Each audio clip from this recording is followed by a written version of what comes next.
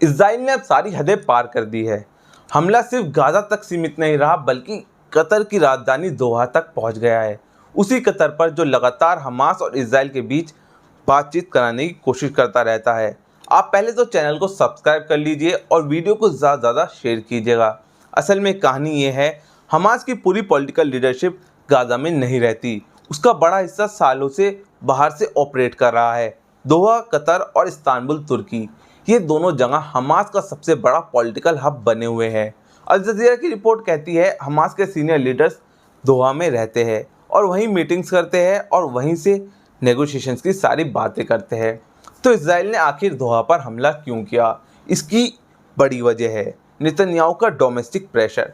Netanyahu corruption trials में फंसे हुए हैं, उनके खिलाफ प्रोटेस्ट चल रहे हैं और उनकी पॉपुलैरिटी इजराइल में लगातार गिर रही है। अपोजिशन आरोप लगा रहा है कि वो वॉर को लंबा खींचना चाहते हैं ताकि अपनी कुर्सी बचा सके। इसी बीच डोनाल्ड ट्रंप सीज फायर का प्रपोजल लाते हैं। अल जज़ीरा की रिपोर्ट्स के मुताबिक हमास डेलीगेशन उसी वक्त दोहा में बैठा सीज फायर डिस्कस कर रहा था, यानी दोहा पीस टॉक का सेंटर बन गया था। लेकिन नेतन्याहू पीस नहीं चाहता था, वो वॉर चाहता है, खाली जंग, क्योंकि उसे अपनी गद्दी बचानी है।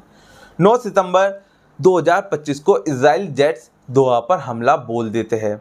इजराइल के ऑफिशियल स्टेटमेंट में कहा गया कि टारगेट हमास लीडरशिप थी, लेकिन मिडल ईस्ट आई की रिपोर्ट बताती है कि स्ट्राइक रेजिडेंशियल इलाकों के करीब हुआ, यानी रिहायशी इलाकों के आसपास हुआ। सिविलियंस भी प्रभावित हुए, यानी वहाँ के आम लोग भी प्रभावित हुए। बिल्डिंग्स ढह गई, धुआं आसमान तक उठता रहा।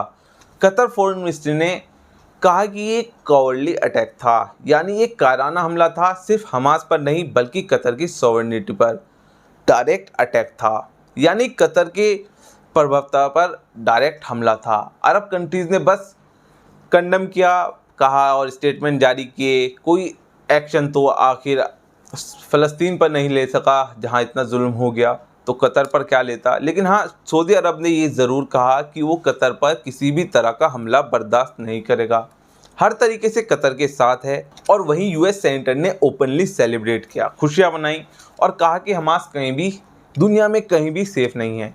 यूएस सेनेटर उसे कहते हैं जैसे इंडिया में हम लोग कहते हैं राज्यसभा सांसद। अल जज़ीरा और मिडल ईस्ट आई दोनों ने लिखा अरब कंट्रीज़ की क्रेडिबिलिटी का ये टेस्ट है, यानी देखना है क्या अरब देशों में थोड़ा सा भी ज़मीर जिंदा है या नहीं। अब एक सवाल सोचिए, अगर किसी देश को किसी टेररिस्ट या किसी भी क्रिमिनल को पकड़ना है तो उसके खिलाफ वो दूसरे देश में क्या करेगा? कोर्ट केसेस करेगा, डिप्लोमेसी से बातचीत करेगा।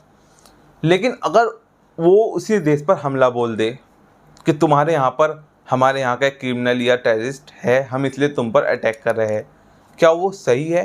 क्या दुनिया ऐसा करने देगी? लेकिन इजराइल कतर जैसे सुकून भरे देश पर बॉम्ब गिरा देता है और दुनिया चुप है, क्योंकि वेस्ट की हाइपोक्रेसी यही है। हमेशा से वेस्ट तभी बोलता है जब इजराइल को एक चूटी काट दे, और इजराइल किसी को मार भी दे तो कुछ नहीं बोलता। ये उनकी पुरानी आदत है। इसका मतलब साफ है, अब कोई भी अरब कैपिटल सेफ नहीं है। पहले ईरान, फिर लेबनान, अब कतर।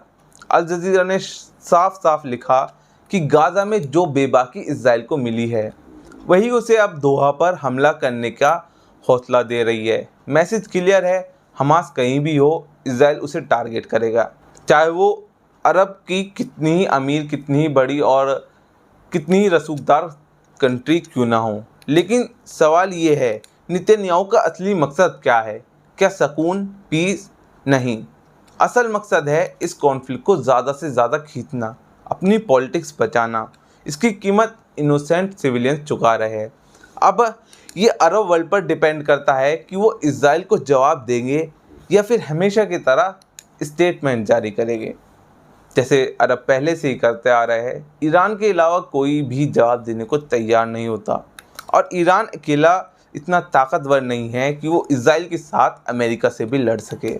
हो सकता है इजराइल दोबारा कतर की कैपिटल दोहा पर एयर स्ट्राइक करे, क्योंकि इजराइल का कहना है उसने अपने हमले में हमास की लीडरशिप को ख़त्म कर दिया है। दावा है कि हमास के पॉलिटिकल चीफ खलील अल हैया को मार दिया गया है, लेकिन अभी किसी न्यूज़ रिपोर्ट ने ये क्लियर नहीं किया। इससे पहले हमास के अल कसाम ब्रिगेड के अबू उबैदा को भी मारने के इजराइल ने दावे किए थे। इसमें भी इजराइल झूठा साबित हुआ था। अब आपको क्या लगता है, क्या इजराइल की मनमानी अरब में कोई रोक सकता है? कमेंट बॉक्स में ज़रूर बताइएगा और चैनल को सब्सक्राइब कर लिए। मैं तरकीब नैयर अलविदा लेता हूँ। फिर मिलेंगे एक नए अपडेट के साथ, एक नए मुद्दे के साथ।